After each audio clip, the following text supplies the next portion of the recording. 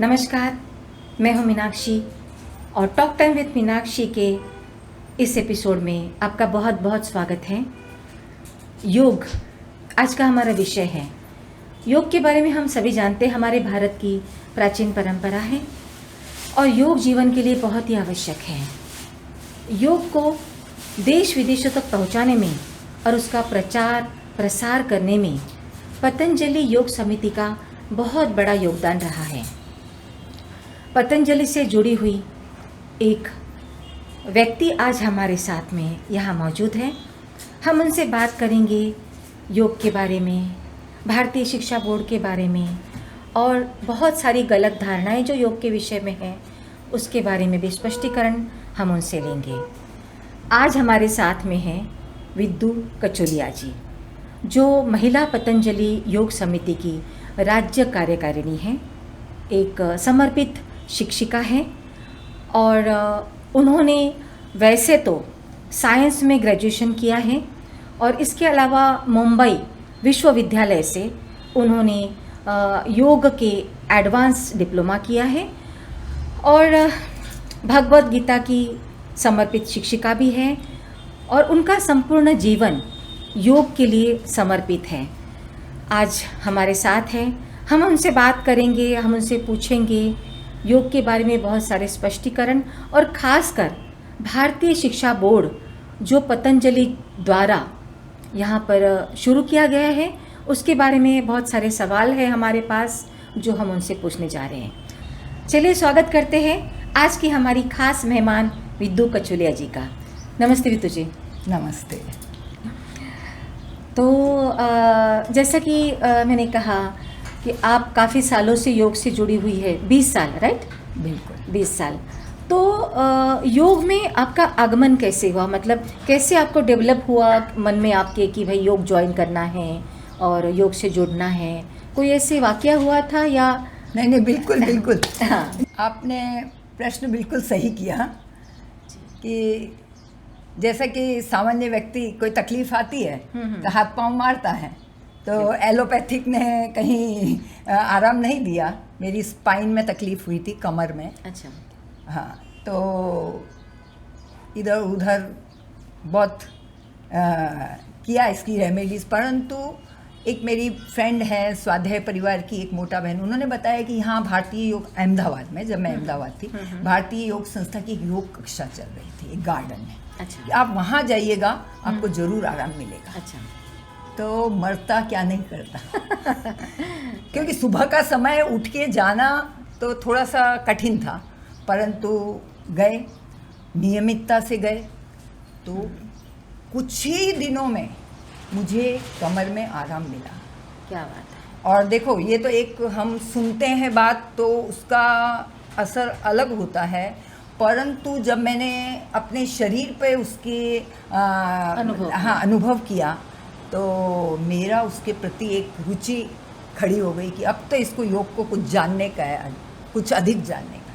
तो मैंने वहीं भारतीय योग संस्था से एक सर्टिफाइड कोर्स किया, सर्टिफिकेट कोर्स किया और वहाँ मैं शिक्षिका बनके फिर मैंने निःशुल्क योग कक्षा अहमदाबाद में 4-5 साल चलाई वहाँ पे। अच्छा। ऐसे मेरी योग यात्रा आगे बढ़ी और वहाँ से मैं 2008 में मैं मुंबई आई और मुंबई में मैं यहाँ पतंजलि योग समिति योग संस्था से जुड़ी और यहाँ पे क्योंकि रुचि तो हो ही गई थी तो यहाँ पे भी फिर सर्टिफिकेट कोर्स कर लिया और निःशुल्क योग कक्षा में अपनी सेवाएं देने लगी। कुछ उन्होंने कार्यभार भी दे दिया, कुछ पद भी नियुक्त कर दिए। तो इस तरीके से योग यात्रा मेरी आगे बढ़ी। अब मुझे ये पूछना है कि जैसे हम देखते हैं कि बहुत सारे लोग स्पोर्ट्स करते हैं, जैसे फिज़िकल एक्टिविटी की बात आती है, कुछ लोग स्पोर्ट्स में इंटरेस्टेड होते हैं, कुछ लोग जिम जाते हैं, कुछ लोग एरोबिक्स करते हैं एंड बहुत सारी ऐसे व्यायाम के प्रकार हैं और एक है योग। तो आपको क्या लगता है कि जैसे दूसरे व्यायाम है और योग है, इसमें क्या डिफरेंस है? दूसरा, मैंने ये भी देखा है कि लोग जब यंग होते हैं तो इस तरह की फ़िज़िकल एक्टिविटीज़ में जाते हैं, लेकिन जब उनका एज बढ़ता है और जब उन्हें ऐसे या तो फिर कोई बीमारी होती है या कोई तकलीफ होती है। मैं आपके पहले प्रश्न का पहले प्रश्न का उत्तर आपने मेरे से पूछा कि ये जिम, व्यायाम, स्पोर्ट्स और योग में आपका जो क्वेश्चन है कि क्या डिफरेंस है, क्या अंतर है। नो डाउट जिम हमको फिट करता है, व्यायाम हमको फिट करता है, स्पोर्ट्स हमको फिट करते हैं, इवन कहीं परसेंटेज तक हम मन को भी शांत करते हैं, आनंद देते हैं। परंतु योग जो है एक व्यापक शब्द है। तो उसका जो गूढ़ ज्ञान है ना, हमको पता ही नहीं है। जब तक पता नहीं होता है, जब तक हम किस उसमें जाते विकार आया और हमने योग ज्वाइन किया। परंतु यहाँ उसका गूढ़ ज्ञान क्या है कि यह अत्यधिक सूक्ष्म विज्ञान पे आधारित जीवन का ज्ञान है। इसमें मन और शरीर, कर्म और विचार और आत्म संयम और एकाग्रता की एकात्मकता और मानव और ये जो प्रकृति है उसकी एक सामंजस्यता स्थापित करता है। तो यहाँ हम कहेंगे, जो हमने सोच रखा कि योग भी एक व्यायाम है, आसन है, प्राणायाम है, तो योग सिर्फ व्यायाम नहीं, योग हमें स्वयं से जोड़ता है, इस विश्व से जोड़ता है और विश्व बनाने वाले इस विश्व नियंता से, सृष्टि सर्जनहार से जोड़ता है। तो यह एक मानव के लिए, मानव के स्वास्थ्य और कल्याण के लिए पूर्णतावादी दृष्टिकोण है। जैसे मैंने सुना है कि योग जो है वो इंटरनल ऑर्गन पे काम करता है, जैसे आपकी किडनी है, आपके लीवर है, हार्ट है, ब्रेन है, इस पर वो काम करता है, जबकि बाकी एक्सरसाइजेज जो है वो ओनली आपके मसल्स पे काम करते हैं। बिल्कुल, जो जिम और आप उसके लिए बात कर रहे हैं, देखिए ये तो इंटरनल ऑर्गन नहीं, और भी इंटरनल चले जाइएगा अंतर चतुष्टय पर, जो हमारे मन, चित्त, बुद्धि, अहम है, उसके ऊपर काम करता है। ये तो और भी आप अंदर की तरफ आंतरिक उस पे जाइएगा, सृष्टि आ गया, इसकी संरचना पे, जो स्थूल नहीं, क्योंकि जो अपने व्यायाम है वो स्थूल हार्डवेयर पे काम कर रहे हैं अपने, और जहाँ योग हार्डवेयर प्लस सॉफ्टवेयर, मतलब हमारी बाह्य शरीर पे और प्लस हमारे अंदर मन, आत्मा पे काम कर रहा है। तो योग क्या हुआ कि योग हमारी जीवन शैली को बदलकर आंतरिक जागरूकता लाता है, और यहाँ तक कि जो प्रकृति के जो परिवर्तन है और उसमें हमारे शरीर में जो बदलाव आता है उसको सहने की शक्ति भी योग देता है। तो आप योग मन पे काम करता है, मन को आकार देता है, मन को प्रशिक्षित करता है। आज मन ही तो दुर्बल हो रहा है, मन ही तो कमजोर पड़ रहा है, और मन के कारण ही तो ये इतने शब्द हम बोलते हैं, स्ट्रेस, टेंशन, डिप्रेशन, फ्रस्ट्रेशन, एक के बाद एक बच्चा बोलता है, बड़ा बोलता है, सभी बोल रहे हैं। तो ये तो बहुत बड़ी चीज। तो योग एक हमारी जो मानव जीवन का जो अंतिम लक्ष्य है, जो दिव्य लक्ष्य है, उसको पूरा करने का साधन ये सात्विक योग साधन है हमारा। ठीक है, एक मिनट के लिए पॉज। आपने बिल्कुल सही कहा कि योग जो है वो इंटरनल ऑर्गन पे ही नहीं बल्कि आत्मा तक भी पहुंचता है, और योग से हम ईश्वर की प्राप्ति भी कर सकते हैं। तो मुझे मेरा एक क्वेश्चन है, क्योंकि मैंने काफ़ी सारे, आपको पता है मैं भी पतंजलि से जुड़ी हूँ, तो बहुत सारे योग शिक्षक, योग साधक और जो नियमित रूप से योग साधना करते हैं, ऐसे लोगों से मैं मिली हूँ। तो मेरा एक पर्सनल एक्सपीरियंस ऐसा है कि इतना सब करने के बाद, जैसे 10 साल, 8 साल, 15 साल करने के बाद भी कुछ लोग जो है वो अभी तक अपने मन को कंट्रोल नहीं कर पाए। जैसे योग से मन शांत हो जाता है और आध्यात्मिकता आ जाती है आप में, और एक समर्पण का भाव आता है। तो मैंने ऐसे महसूस किया कि वो लोग बहुत ज़्यादा चिड़चिड़े हैं, वो लोग बहुत गुस्सा करते हैं, छोटी छोटी बात पे भड़कते हैं, उनके अंदर जैसे हम बुरे विचार कहते हैं कि एक दूसरे के प्रति द्वेष, ईर्ष्या और असुरक्षितता, ये सारी भावनाएं उनके अंदर क्यों आई है, जबकि उन्होंने 10 साल 15 साल योग किया है। तो इसका कारण क्या है? बहुत बढ़िया प्रश्न आपने किया है जी। देखो, इसका बिल्कुल सही वो है जवाब कि योग तो कर रहे हैं, परंतु क्या हमने योग के मेथड को फॉलो किया? क्या हमने उस योग की जो अलग अलग विधाएं हैं और उसके टाइमिंग को फॉलो किया?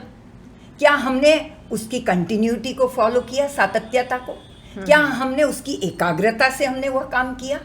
क्या उसके अंदर हमारा कोई शुभ संकल्प था, या संशय रहित होके कर रहे हैं, हर काम कर रहे हैं, ये होगा या नहीं होगा, होगा या नहीं होगा? कि हमारी पूर्ण श्रद्धा होनी चाहिए। जब हम कोई भी योग की विधा करते हैं तो हमारा शुभ संकल्प, दृढ़ निश्चय और पूर्ण श्रद्धा करते हैं। तो आप सोचते हैं कि हमारा मन है, एक मन पे हम एक संकल्प ले लेते हैं तो आप अपने शरीर से क्या नहीं करवा सकते हैं। तो ये यही बात है कि हम सही मेथड से नहीं कर सकते। हमने उसमें नियमितता नहीं डाली, उसमें हमने निरंतरता नहीं डाली, हमने उसमें एकाग्रता नहीं डाली, उसमें हमने शुभ चिंतन नहीं डाला हमने। यहाँ इसी कारण वह रिजल्ट नहीं दिखता और हम कंप्लेन करते हैं कि योग तो हमको फायदा ही नहीं करता है, ये तो क्या योग करते हैं पर ये व्यक्ति क्या है योग। और कुछ ऐसा भी है कि पूर्व संस्कार हमारे इतने दृढ़ होते हैं कि हम यह करते करते भी हमारे वो धुलते नहीं हैं। कई बार ऐसा भी होता है, यह भी सत्य है कि हमारे पूर्व संस्कार को और भी चाहिए। कहते हैं ना अलग अलग साबुन, ये कि एक्सेल लो, ये लो, वो लो, तो ये ठीक वैसा ही है कि अभी उसमें और योग की साधना को हमको और दृढ़ता से, सातत्यता से, नियमितता से, मतलब गलत तरीके से वो योग को अच्छी तरह से ना समझते हुए, हाँ जी, सिर्फ ऐसे ही मतलब बेमन से जस्ट करते जा रहे हैं कि भाई हम योग कर रहे हैं, योग कर रहे हैं, लेकिन उसकी जो गहराई है, उसका जो मतलब रियल जो मीनिंग है उसको नहीं समझ पा रहे हैं। जी जी, ओके।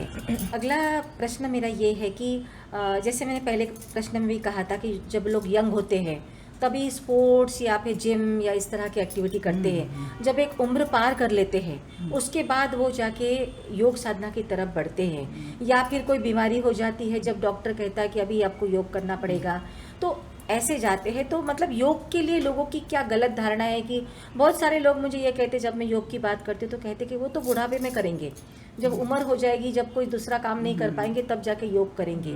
तो ये क्या बात सही है? देखो, पहली बात आपने कही बीमारी की जी, कि जब हम कोई भी विकार आता है, तकलीफ आती है तो हम योग की तरफ जाते हैं जी। तो ये धारणा गलत नहीं है, धारणा सही है। स्वस्थ व्यक्ति भी जा सकता है और तकलीफ वाला भी जा सकता है, क्योंकि अभी तक उन्होंने योग को इतना ही समझा है कि यह हेल्थ के लिए है। उन्होंने दूसरा जो हिस्सा है योग का वो अभी वह नहीं जानते, उसकी जो गहराई है, गहराई नहीं जानते। तो अभी वो आएंगे हेल्थ के लिए, चलो उसी के लिए वो अंदर तो अपने एंटर प्रवेश तो हुए, तो प्रवेश होने के बाद धीरे धीरे जानने लगेंगे, अरे ये योग सिर्फ हेल्थ के लिए नहीं है, ये तो मन को भी कुछ आकार दे रहा है, मन को भी शांत कर रहा है। ये जो चंचल मन है, कभी कहाँ पहुंचता है, कभी कहाँ पहुंचता है, उसमें एक रुकावट रोक लाया है, एक स्थैर्य लाया है। और जब वह स्थैर्य आता है तो अपने आप मन शांत होता है, हमारे विकार दूर होते हैं और धीरे धीरे जो देवीय गुण है हमारे, वह धीरे धीरे हमारे अंदर दृढ़ होने लग जाते हैं। और जो आसुरी वृत्ति है वो धीरे धीरे कब पता नहीं चलता है, कब हमारे से दूर होती चली जाती है, हमें भी नहीं पता चलता कि इस पे काम किसने किया। वास्तव में यह सहजता से ये काम चलता रहता है, आपको पता तो इसलिए ये मैं कह रही हूँ कि धारणा गलत नहीं। यदि आप विकार में भी आए हो, बहुत अच्छी बात है, आए तो सही। फिर दूसरी बात करी बुढ़ापे में, अब क्या है बुढ़ापे का, तो ऐसा है कि बुढ़ापे में हमारे पास और कुछ रहता ही नहीं है, कुछ रहता ही नहीं है कि देखो समय भी कहाँ काटे हैं। यह तो फिर धीरे धीरे क्या है, जब बुढ़ापा आता है तो हमको अपने लिए समझ आती है कि मैं अपने जीवन के लिए क्या करूं। तो जब फिर योग के ये शब्द सुनने में आते हैं तो वह कोई बात नहीं, देर आई दुरुस्त जब जागे जब सवेरा, तब सवेरा।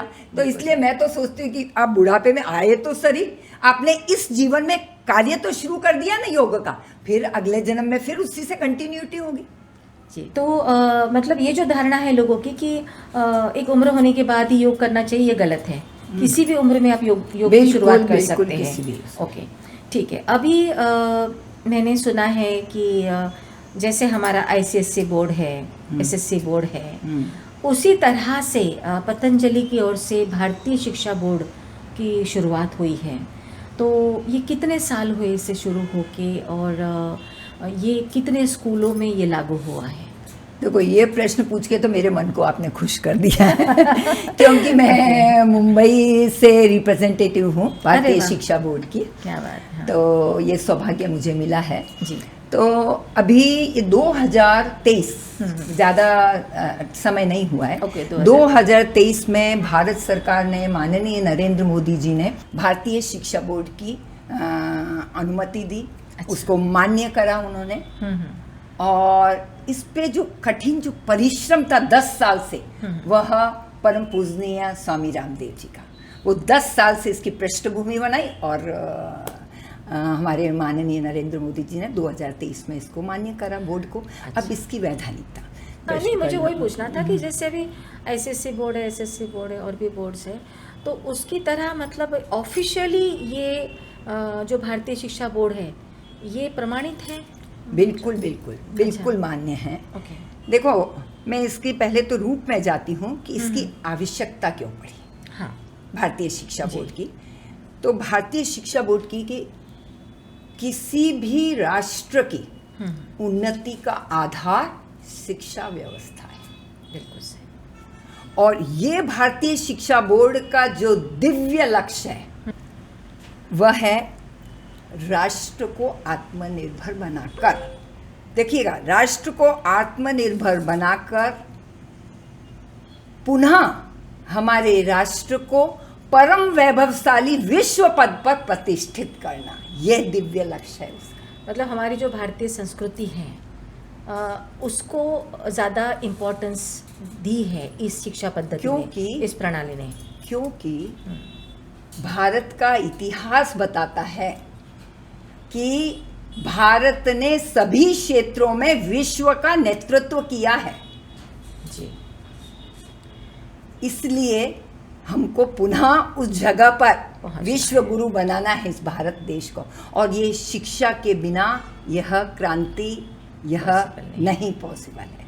क्योंकि जैसे अभी हम देखते हैं कि सारे स्कूल्स में वेस्टर्न कल्चर और इंग्लिश को ज़्यादा इम्पोर्टेंस है, प्लस वेस्टर्न कल्चर को, क्रिश्चियनिटी को बहुत ज़्यादा इम्पोर्टेंस दी गई है।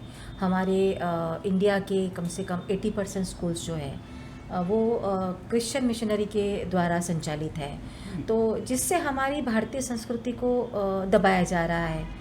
उस मतलब हमारे बच्चे, अगर आप देखेंगे तो किसी बच्चे को आप भगवत गीता का कोई श्लोक बोलने के लिए कहेंगे तो वो नहीं बोल पाता है, क्योंकि भगवत गीता, रामायण, महाभारत, ऋग्वेद, यजुर्वेद, सामवेद, उन्हें इसके नाम तक पता नहीं है। अगर आप उन्हें इंग्लिश के बारे में पूछेंगे, इंग्लिश लिटरेचर के बारे में पूछेंगे, they are ready with that, उनको सब पता है। लेकिन जब हमारे हिंदुस्तान में जो बच्चे पैदा हुए हैं उन्हें अगर हमारे इंडियन कल्चर के बारे में ही पता नहीं है तो फिर क्या फ़ायदा हमारे हिंदुस्तान में? इसका कारण क्या है? जब हमारा देश गुलाम हुआ, सबसे पहला प्रहार हमारी शिक्षा पे हुआ। आप सभी को मालूम है कि हमारे ग्रंथ जला दिए गए, सब जो, क्योंकि उनको मालूम था ये शिक्षा इनकी ऐसी है कि इस व्यक्ति को गिरा नहीं सकती है, तो उनका इस शिक्षा को ही हटाओ। तो मैकाले की विषक्त शिक्षा पद्धति, देश आजाद हो गया, परंतु वह शिक्षा की गुलामी से नहीं छूटा। तो जो ये वर्षों की जो आर्थिक, सामाजिक, वैचारिक ये जो पराधीनता है, उसी से ही मुक्ति दिलानी है। मुक्ति दिलाएंगे जब भी तो हम विश्व पद पे उसको पहुंचाएंगे देश को। बिल्कुल बिल्कुल, इसकी बहुत आवश्यकता थी, बहुत आवश्यकता। बिल्कुल। अब आपने दूसरी चीज वो पूछी कि पाठ्यक्रम, कि इनके ये पाठ्यक्रम है जी। तो ये भारतीय शिक्षा बोर्ड, आपका ये प्रश्न बनेगा कि भारतीय शिक्षा बोर्ड अन्य बोर्ड से क्या प्लस है?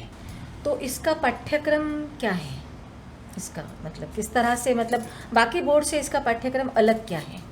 हाँ, ये आपको मैं, ये अब आप बिल्कुल राइट उस पे आए हो, क्योंकि वही तो मेन चीज है हमारे इसकी। हाँ।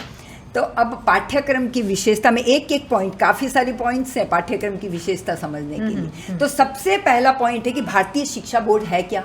तो भारतीय शिक्षा बोर्ड है वैदिक शिक्षा प्लस आधुनिक शिक्षा का समन्वय, अपन के सनातन और नूतन का संगम। ओके, और उस नूतन संगम से क्या हुआ, उस नूतन संगम से भारत के प्रत्येक विद्यार्थी को भारत और भारतीयता के साथ, भारत और भारतीयता के साथ उनको इंटरनेशनल आत्मगौरव, आत्मगौरव के भाव जागरूक करना और पवित्र चरित्र और एक व्यक्तित्व नेतृत्व से एक विद्यार्थी को, एक नागरिक को विश्व नागरिक की तरह तैयार करना। और वह विश्व नागरिक सिर्फ राष्ट्र का नेतृत्व नहीं कर सके, वह विश्व का नेतृत्व कर सके, ऐसी यह उच्च भावना, वसुदेव कुटुंबकम की भावना यहाँ पे बताई गई है।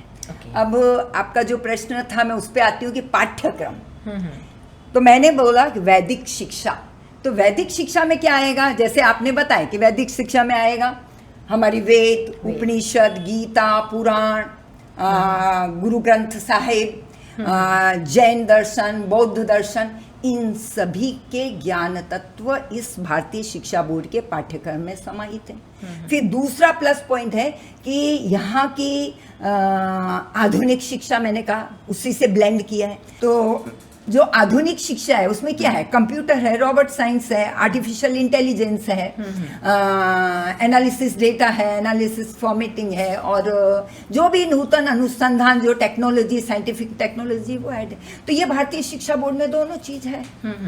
ये हो गई ये। अब दूसरे पॉइंट पे आते हैं कि क्या क्या है। दूसरे पॉइंट पे कि यह शिक्षा पूरी activity based, research based, game based है। शिक्षा को इतना इंटरेस्टिंग, रुचिकर बनाने के लिए उन्होंने संगीत कला, शिल्प कला, चित्रकला, नाटक, नुक्कड़ नाटक, इन सभी से जो क्लास का, कक्षा का जो एनवायरनमेंट है वह इंटरेस्टिंग बने, रुचिकर बने, और साथ ही साथ भारतीय संस्कृति के शिक्षण से विद्यार्थी परिचित। इसमें योग शिक्षा, अभी हाँ बिल्कुल, अभी बहुत सारे पॉइंट्स आप देखो, खजाना है बिल्कुल। ये तो अब नेक्स्ट उसमें आता है, आपने योग का है तो वही मैं पहले बोल देती हूँ कि इसमें योग विज्ञान का क्रियात्मक और अध्यात्मक शिक्षण पाठ्यक्रम में सम्मिलित है। मेडिटेशन, हाँ हाँ बिल्कुल। अध्यात्म मतलब स्पिरिचुअल, हाँ, तो वो ध्यान से ही स्पिरिचुअल में हम पहुंचते हैं। हाँ बिल्कुल, ध्यान से हम उस पर आगे स्पिरिचुअलिटी में जाते हैं। हाँ स्पिरिचुअल, वो बिल्कुल क्रियात्मक प्लस अध्यात्मक, दोनों चीजें उन्होंने वो रखी। अब हम नेक्स्ट पॉइंट पे जाते हैं कि विषय पे जाते हैं, कि भाषा पे जाते हैं। सबसे पहले हम भाषा लेते हैं। आज हिंदी, इंग्लिश का बहुत वो है। यहाँ पे हिंदी, इंग्लिश नर्सरी से कंपलसरी, परंतु जो हमारी भाषाओं की जननी है संस्कृत देव भाषा, उसको उन्होंने फर्स्ट स्टैंडर्ड से कंपलसरी कर दिया, जिससे कि भाषा पे प्रभुत्व आ जाए हमारा। और ये जो राज्य सरकार में अलग अलग भाषाएं, उसको भी उन्होंने पूरा प्रावधान दिया है कि उस पर भी उतना ही महत्वता बताई है उन्होंने। ठीक, ये तो भाषा का। अब मैं विषय पे आती हूँ, एक एक विषय पे आती हूँ। देखो, अब विषय पे अपन लेते हैं गणित और साइंस। तो गणित और साइंस में इन्होंने क्या है, जो हमारे पूर्वजों का अनुसंधान है, उन अनुसंधानों के ज्ञान को उन्होंने उसमें पाठ्यक्रम में रखा है। और जो गणित है, हमने देखा आज गणित में बच्चा कैलकुलेटर से कैलकुलेशन कर रहा है, उसका ब्रेन एक्टिव से पैसिव मोड में जा रहा है, तो उसका ध्यान करते हुए उन्होंने गणित के साथ वैदिक मैथ्स को जोड़ दिया है। Very good. ये हुआ। अब तीसरे उसमें जाते हैं हमने, भाषाओं के मैथ्स। अब इतिहास पे जाते हैं। तो इतिहास का तो आप देखिएगा कि इतिहास के तो कुछ पन्ने थे, वह जरूरी नहीं थे हमारे लिए जी। जो अभी तक हम रटते आ रहे हैं, रट्टाफिकेशन तो बीएसबी बोर्ड ने बहुत कम कर दिया है। वो रट्टाफिकेशन के कागज, पेपर निकल गए हैं किताबों से। उसकी जगह क्या है, हमारे क्रांतिकारी वीरों का, जो हमारे आध्यात्मिक गुरु हैं और जो अमर गाथाएं गाई हुई हैं, वह उससे हमारे इतिहास के पन्ने भरे गए हैं। ये हमारे इतिहास की बात हुई। फिर नेक्स्ट और आए कि आत्मनिर्भर कैसे बने, तो उसके लिए वोकेशनल एजुकेशन 6th स्टैंडर्ड के बाद में जो व्यावसायिक शिक्षण है वह कंपलसरी कर दिया, अनिवार्य कर दिया है। Okay. कि जिससे कि जब बच्चा निकलता है, विद्यार्थी पढ़ के निकलता है, तो वह डिपेंडेंट नहीं बनेगी कब मुझे नौकरी मिलेगी, बल्कि वो जॉब सीकर ना बन के जॉब क्रिएटर बने, उसमें इतनी स्किल्स हो कि वो अपना जॉब खुद ही खड़ा करेगा, क्रिएट कर सके। तो हाँ, ओके। हाँ। और जैसे पुरातन ज़माने में गुरुकुल की परंपरा थी, तो उस दिशा में कुछ सोचा? बिल्कुल, ये अभी मैं और पॉइंट्स कवर कर रही हूँ। ओके। बिल्कुल। तो अब ये पॉइंट्स हुए, उसके बाद जो भी मैंने कहा ना, इतिहास में हमने किनको जोड़ा, ठीक उसी प्रकार जो हमारे क्या कहते हैं, आध्यात्मिक ऋषि मुनि, जो हमारे ऋषि मुनि हुए, वीर वीरांगनाएं हैं, उनके आदर्श चरित्र के वृत्तांत को पाठ्यक्रम में जोड़ा है, जिससे कि उनको गुरु परंपरा का भी ज्ञान हो। ये तो ज्ञान हो, फिर ध्यान कहाँ कहाँ नहीं रखा है। विद्यार्थी में एक तरफ दया हो, करुणा हो, प्रेम हो, वात्सल्य हो, तो दूसरी तरफ उनके जीवन में पराक्रम, शौर्य, वीरता की प्रेरणा देने वाले पाठ्यक्रम में ऐसे पन्ने हों कि उनको वह प्रेरणा दें। तो ये जो बोर्ड है अभी तक कितने स्कूलों तक पहुंचा है और कितने लोगों ने इसे अपनाया है? कितने स्कूल्स ने? हाँ, यह लगभग हमारी 500 से 600 स्कूलों ने अभी तक इसको स्कूल एफिलिएट हो गए इस बीएसपी बोर्ड से।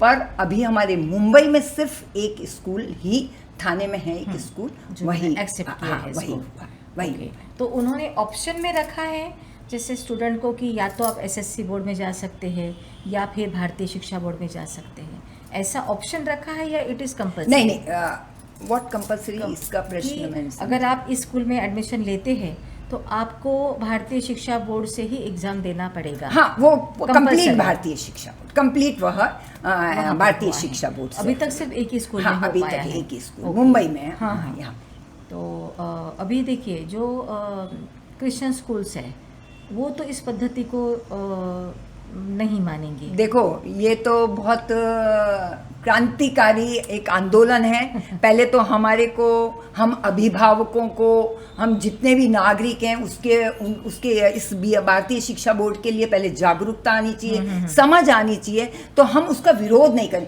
कई स्कूल्स में यदि लागू होता है तो पेरेंट्स ही विरोध करेंगे, अरे ये क्या कर दिया, अभी तो ये बोर्ड चल रहा था और अभी आप ये ले आए, हम ये नहीं, कौन से टीचर्स ले आएंगे। तो बहुत चीजें प्रश्न हैं। और स्कूल्स भी अभी एक बार एक उसमें आ जाते हैं ना, तो उनको दूसरी जगह शिफ्ट होने में बहुत सोचना पड़ता है। जब तक आपके स्ट्रॉन्ग देश के प्रति, राष्ट्र के प्रति प्रेम ना हो, तभी, क्योंकि ये एक विपरीत दिशा में जाएंगे। एक प्रवाह बह रहा है, उसमें चल रहे हैं तो कोई बड़ी बात नहीं है, पर ये जब विपरीत प्रवाह में जाएंगे, हमको संस्कृत लानी है, हमको एंसेंट जो ज्ञान है, ज्ञान परंपरा है जो भारत की, उसको जो एकदम लुप्त हो गई है, उसको खड़ा करना है। संस्कृत के ऐसे शिक्षक खड़े करने तो कई समय लगेगा और सबकी मेहनत लगेगी, सबकी एक एक्सेप्टेंस होनी चाहिए कि हम भी तैयार हैं। जागरूकता होनी बहुत जरूरी है लोगों के बीच में कि अपने बच्चों को कम से कम, मुझे ऐसा लगता है कि स्कूलों में भले कंपलसरी नहीं, कम से कम ऑप्शन में रखे इस बोर्ड को, तो भी काफ़ी कुछ बदलाव हो सकता है। हाँ, तो इसके लिए भी कुछ चीज़ें चल रही हैं चर्चा में कि सिलेबस में कोई विषय की हमने बुक्स स्कूल में स्टार्ट कर दी। ये हमने प्रावधान भेजा है अपना कि कई स्कूल्स ऐसी डिमांड कर रही हैं, तो उसके लिए हमें क्या करना चाहिए। बहुत बड़ा अभियान है आपका, इसमें समय लगेगा, लेकिन जब ये पूर्ण हो जाएगा ये अभियान, तो सचमुच हमें हमारा सच्चा भारत दिखेगा। बिल्कुल सच्चा भारत, जो पुरातन काल से चली आ रही है हमारी संस्कृति, हमारी परंपराएं, वो बच्चे बच्चे तक पहुंचेगी। क्योंकि हर बच्चा जब वेद उपनिषद पढ़ेगा तो उससे हमारे कल्चर का पूरा ज्ञान होगा। और जैसे कि आपने बताया, आधुनिक शिक्षा पद्धति भी उसके अंदर आपने सम्मिलित की है, तो इससे हम लोग इंटरनेशनली भी जो स्प्रेड होना है, हमें जो फैलना है, तो उसके लिए भी आपको मतलब मॉडर्न साइंस या जो भी है उसकी भी शिक्षा इसमें मिल जाएगी। तो अच्छा लगा, लेकिन इसका मुझे लगता है और भी ज़्यादा प्रचार प्रसार होना हाँ चाहिए। बिल्कुल। देखो मैं एक बताऊँ, भारतीय शिक्षा बोर्ड से पढ़ने वाला विद्यार्थी वह सिर्फ माता पिता को ही नहीं, वो माता पिता को, गुरुजनों को, राष्ट्र को और समग्र मानवता के प्रति उसमें कर्तव्य बोध जागृत होगा, सम्मान और जागृत होगा। और देखो अपना जो देश है ना, उसने शुरू से सभी पूरे विश्व को, संपूर्ण विश्व को धर्म और न्याय की शिक्षा दी है, देते आया है और दी है। तो उसी शिक्षा से शिक्षित और दीक्षित हमारा विद्यार्थी क्या करेगा, हमारे जो सनातन संस्कृति है उसका प्रचार और प्रसार भी करेगा और विश्व में शांति का पाठ भी पढ़ाएगा। अरे बहुत बड़ा दिव्य लक्ष्य है, छोटी मोटी नहीं है कि हमने ये इन्फॉर्मेशन किताब की पढ़ा दी कोई लेके, सिर्फ इन्फॉर्मेशन तक सीमित नहीं है, हम एक व्यक्तित्व को गढ़ रहे हैं, उसके अंदर एक नेतृत्व की शक्ति को खड़ा कर रहे हैं। बहुत बड़ा सोचा है। हाँ, तो आप देखेंगे मेरे साथ कुछ किताबें भी हैं, और इस सिलेबस को बनाने के पीछे हमारे भारत की जो भी शिक्षण में विद्वान विदुषियाँ हैं, उन्होंने इस सिलेबस एक किताब को एक साल में एक पृष्ठ देखिएगा, उन्होंने किस तरीके से एंसाइंट उसको उन्होंने नॉलेज को कैसे मॉडर्न टेक्नोलॉजी से जोड़ा है कैसे, और हर पृष्ठ पे उन्होंने देश का गौरव को गाया है। हर पृष्ठ पे, हर बुक की पृष्ठ पे उनका देश का गौरव है। और इनके पीछे जो बहुत बड़ा स्वामी जी का तो है, स्वामी रामदेव जी का तो, परम पूजनीय स्वामी रामदेव जी का तो संकल्प और अखंड प्रचंड पुरुषार्थ है, पर उनके साथ जो लगे हैं वह NP सिंह जी हैं, जो रिटायर IAS ऑफिसर है। और उनका वास्तव में इस भारतीय शिक्षा बोर्ड के लिए बहुत ही प्रशंसनीय, हमको कोई शब्द नहीं दे सकते जो वह कार्य कर रहे हैं इसके पीछे। तो हम तो उनको बहुत हृदय से नमन करते हैं। मैं सोचती हूँ ये पीढ़ी नहीं, परंतु हाँ यह जरूर है कि आने वाली पीढ़ियाँ इस भारतीय शिक्षा बोर्ड का लाभ लेंगी, और हमारा जो भारत देश है, जो हम सपना देख रहे हैं, वह सपना जरूर साकार होगा, और यह हमारा देश विश्व गुरु बनेगा। बिल्कुल, धन्यवाद आपका, बहुत बहुत धन्यवाद। एक मेरा आखिरी सवाल है कि जैसे ये भारतीय शिक्षा बोर्ड अगर हम लोग शुरू करते हैं सारे स्कूलों में, तो सबसे पहले मुझे लगता है आवश्यकता होगी टीचर्स की। तो टीचर्स ट्रेनिंग कोर्स के लिए कुछ आपने किया है क्या? बिल्कुल। हाँ। हमारे देखो वहाँ गुरुकुल में अभी तक गुरुकुल भी मान्यता नहीं मिली थी, अब हमारे जितने भारत देश के गुरुकुल हैं उनको भी मान्यता मिल गई। अच्छा, तो हमारे गुरुकुल, जो भी गुरुकुल हैं, वहाँ पे ऐसे शिक्षक तैयार हो रहे हैं कि कहते हैं ना कि संस्कृत के और के तो हो जाएंगे, क्योंकि शिक्षण वही है, कुछ बहुत ज़्यादा डिफरेंस नहीं है, पर जहाँ संस्कृत, जहाँ हमारे शास्त्र आ जाते हैं, जहाँ हमारे वेद आ जाते हैं, तो उनको पढ़ाने संस्कृत भाषा, हाँ, तो उनके लिए टीचर्स ट्रेनिंग, हाँ बिल्कुल टीचर्स। और वहाँ से हरिद्वार से स्पेशली टीम बनी है, वह टीम जो स्कूल एफिलिएट होगा तो वहाँ से वो टीम आएगी और वहाँ के टीचर्स को वह ट्रेनिंग देगी। वेरी गुड, बिल्कुल, ये बिल्कुल प्रावधान उन्होंने रखा है। ठीक है, सिखाने के लिए सबसे नहीं बिल्कुल बहुत चीज़ें आएंगी, और यह अभी स्टार्टिंग है, तो कई चीज़ें खड़ी होंगी और धीरे धीरे उन प्रॉब्लम्स का भी समाधान होता जाएगा जैसे जैसे सामने खड़ा होता जाएगा। ये बहुत चीज़ें उन्होंने आगे की सोच के रखी है। चलिए, उम्मीद करते हैं कि आपका भारतीय शिक्षा बोर्ड पूरे भारत में फैल जाए, हर स्कूल में यही बोर्ड हो, और सभी बच्चों को, अगली पीढ़ी को, आने वाली पीढ़ी को भारतीय बनने का सम्मान प्राप्त हो। बिल्कुल। धन्यवाद, आप यहाँ आए, आपका बहुत बहुत धन्यवाद। बहुत ही महत्वपूर्ण जानकारी आपने दी, इससे काफ़ी लोगों को फ़ायदा होगा डेफिनेटली। तो आपका बहुत बहुत धन्यवाद, थैंक यू। मैं आपको नमस्ते करती हूँ और आपको धन्यवाद देती हूँ कि आपने ऐसा मौका दिया हमको कि ये तो वास्तव में जन जन तक पहुँचाना है, और ये बहुत अच्छा आपने, बहुत बड़ा अभियान है आपका। बिल्कुल, उसमें एक छोटा सा हमने जो है इनपुट दिया है। बिल्कुल, बहुत बहुत धन्यवाद आपका, हृदय से धन्यवाद आपका। नेक्स्ट।